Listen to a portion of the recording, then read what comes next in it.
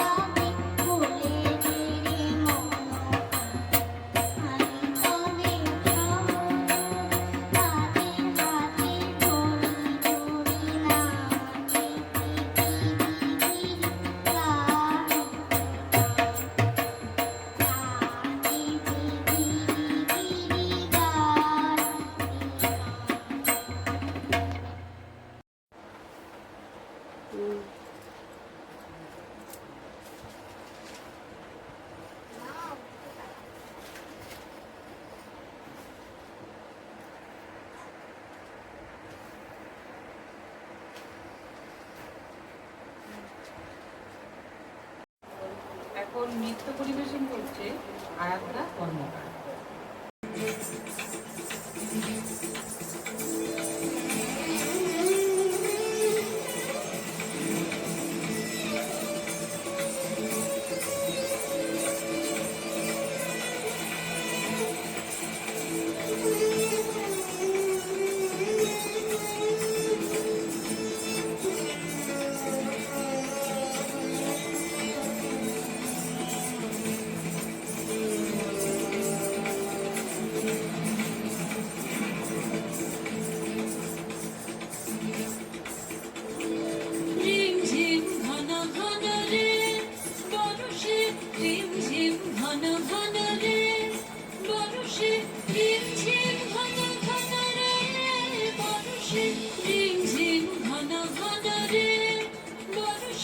গগনে ঘন ঘটা শিহরে তরুলতা, গগনে ঘন ঘটা শিহরে তরুলতা, ময়ূর ময়ূরী নাচিছে হর্ষে, রিমঝিম ঘন ঘন রে বর্ষে, রিমঝিম ঘন ঘন রে বর্ষে, রিমঝিম ঘন ঘন রে বর্ষে, রিমঝিম ঘন ঘন রে বর্ষে, রিমঝিম ঘন ঘন রে বর্ষে।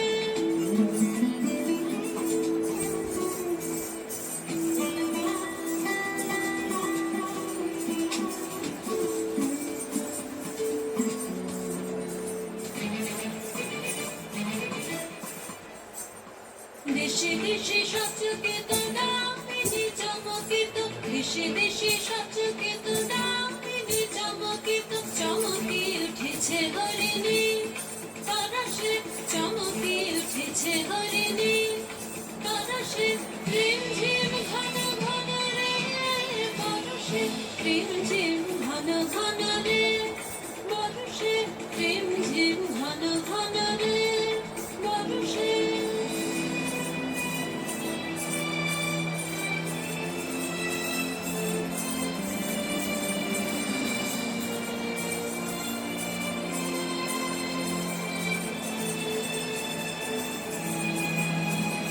দেশে দেশে সচকিত দামিনী চমকিত, দেশে দেশে সচকিত দামিনী চমকিত, চমকি উঠেছে হরিণী পরশে, চমকি উঠেছে হরিণী পরশে, রিমঝিম ঘন ঘন রে পরশে, রিমঝিম ঘন ঘন রে পরশে, রিমঝিম ঘন ঘন রে পরশে।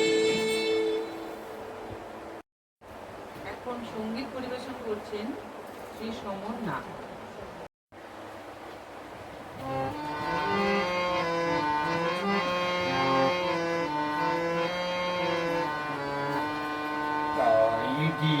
মুন্নি মুন্নি রুচি মুখার ভূমি একটু কুচলাবে, একটু কথা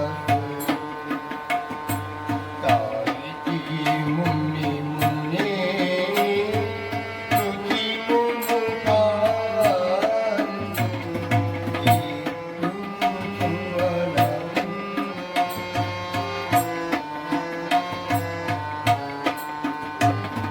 কিছু পলাশির নিশা, কিছু বাসা পাই নিশা, কিছু পলাশির নিশা, কিছু বাসা পাই নিশা, তাই দিয়ে যাই বেলা তার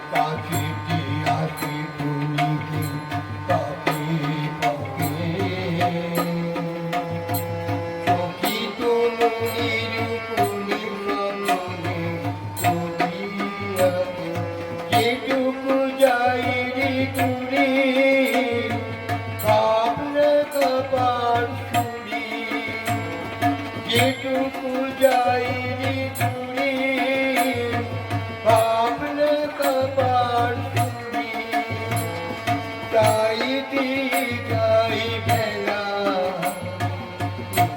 দূরের তার গুলি, তাই দিয়ে যাই বেলা